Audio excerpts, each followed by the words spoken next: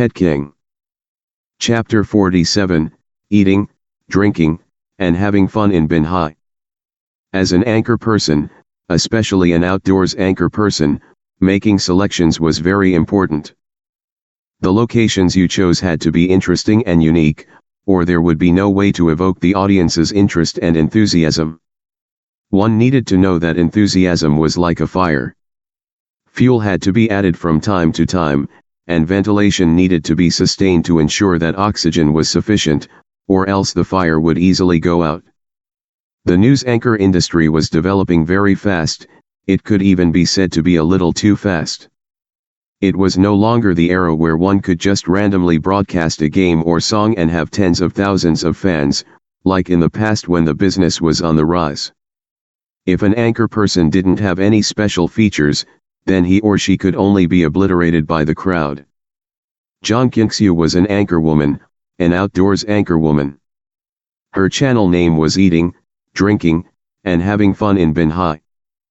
As the name suggested, her live broadcast's content was about searching everywhere for delicious eats and drinks, fun places, and interesting things, and thus she introduced these things to her live audience. The majority of her fans were, of course, people from Binhai City and the surrounding areas, but there were also a few fans who came from all over the country. She was fated to never become a super anchor woman with millions of fans, as the audience was very limited. But it was because of this that she did not suffer a lot of competitive pressure. She did not have to sell her body to compete for popularity with the big national star anchors. She only needed to have a firm foothold in the local Binhai city. Up until now, there were no other anchor people competing with her for the theme of eating, drinking, and having fun in Binhai. She had around 2,000 or 3,000 permanent fans, and the peak number of fans on the online channel was 4,000. The amount wasn't much, but her fans were very loyal. They would usually watch the whole thing once she began her broadcast. Because of certain reasons that everyone knew about, usually, when the anchor person was a woman, the majority of the audience was male.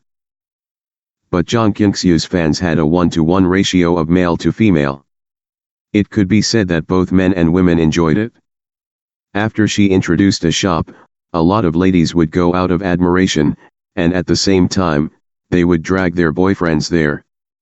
A lot of men would also quietly remember the stores or sceneries she had introduced and would bring their girlfriends to those locations on their next date.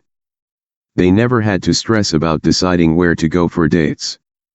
In order to find interesting shops and sceneries, Jang Kyung-soo often wandered around on the internet to get first-hand information. The Wanghae forum was also one of her interests.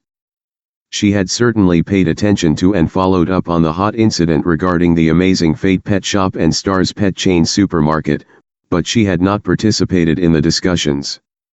When the forum had been started, she had registered immediately. This seems to be a pretty good theme for development, she had thought back then. I've never actually broadcast at a pet shop. Jang Kyung-soo had been lively and energetic ever since she was little, but she had never raised a pet, because she thought that raising pets was bothersome. Taking care of myself is already tiring, and I would still have to take care of pets. She saw that it was about time, closed her computer and changed, and left the room with her phone and selfie stick. She tiptoed downstairs and observed that her father was reading the newspaper in the living room, and her mother was baking a cake in the kitchen. With her back bent, she wanted to run out quickly from behind the couch but was caught by her mother, who had coincidentally turned to grab eggs from the refrigerator. "Little Shwe, what and where are you going?" Oops. That was it. She knew she would have to suffer a lecture. Her father, Jang Tianda, turned his head to look. He saw that she was holding a selfie stick and his face immediately sank. "Going out to do that live broadcast again? I've told you how many times already? Girls have to be gentle and quiet, not going wild outside all day long. What kind of future will you have by doing this?" Her mother wiped her hands with the apron and walked out of the kitchen, trying to persuade her father. "Father of the child, say less. The child is still small. Her father once again scolded her mother, still small? Already 20 years old and still small? It's all because you spoiled her. Fortunately, at this time, her father's assistant, Li Wen, came in through the door and reminded him, Chief Zhang, it's time for the meeting. Today is Monday, and it's easy to get caught in traffic. Li Wen was close to 40 years old and had worked hard with her father since the start of the business. He had practically watched Zhang Qingxiu grow up and was like her much older brother. Her father frowned and looked at his watch. Zhang Qingxiu secretly expressed thanks toward Li Wen's two hands. Li Wen winked at her, and her mother couldn't help but shake her head. Zhang Tianda stood up, and Li Wen helped him put on his suit jacket.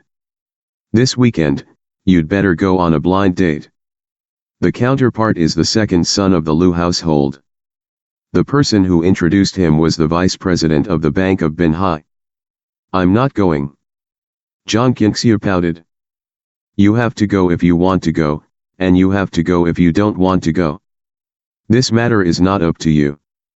Zhang Tianda snorted coldly and hastily left the house with Li Wen following close behind. Zhang Qingxiu immediately became arrogant once the door was closed.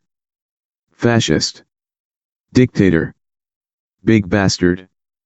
Little Shui, don't talk like that. Her mother said. You must attend the blind date.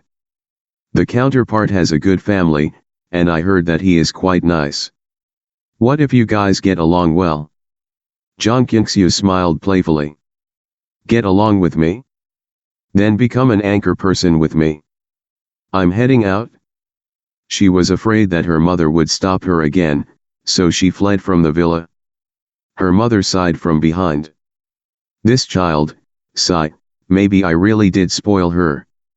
Once Zhang Qingxiu had left her house, it was as if a bird had left its cage. She immediately felt as if her body was as light as a swallow's and all her troubles were swept away. Although her villa was spacious and luxurious, she always felt too constrained there. I really don't know how mother had endured all these years. She got on a taxi and arrived at the south crossroads of Zonghua Road not long after. This was the arranged place for the gathering. Zhang Qingxiu was still looking forward to it a little, because she normally did broadcasts alone. This time, she chose a support group because she knew nothing about pets and was afraid that she wouldn't be able to get the main point if she went alone. There was a statue on the west side of the crossroads, and it seemed to be of an ancient famous person of Binhai City. However, there was no need to care about such details. The main point was that this location was very conspicuous, so it often became the meeting spot for strangers. At this time, two groups had gathered under the statue. One group had only 2 people. One of the people held a phone and was carefully examining it. It was probably a same-city exchange of a second-hand phone by hand. She temporarily ignored them. The other group had 4 people. She went over and asked, "May I ask, is this the group that is visiting Amazing Fate?" The 4 people were chatting and occasionally checking the time on their phones. They heard her words and turned their heads one after another to look. Zhang Qingxiu was a very beautiful young lady. Her outfit was very suitable for an outdoor broadcasting location: sneakers, jeans, a backpack, and a hooded smock. She looked approachable, vibrant, and dazzling. One of the boys wearing glasses asked in surprise, "Are you anchor person Little Shui? I've seen your broadcasts." It wasn't the first time someone recognized Zhang Qingxiu, and she immediately smiled. "Yes, it's me." "Hello." The boy excitedly said, "My direct broadcasting room and forum ID are both Great Chieftain of Thunder Bluff. I even gave you a gift before." Zhang Qingxiu did not have any impressions of this ID, but still politely said thanks. Next to them, a male, about 30 years old and wearing a casual jacket and trousers, sighed with uncertainty. "You're the anchor person?"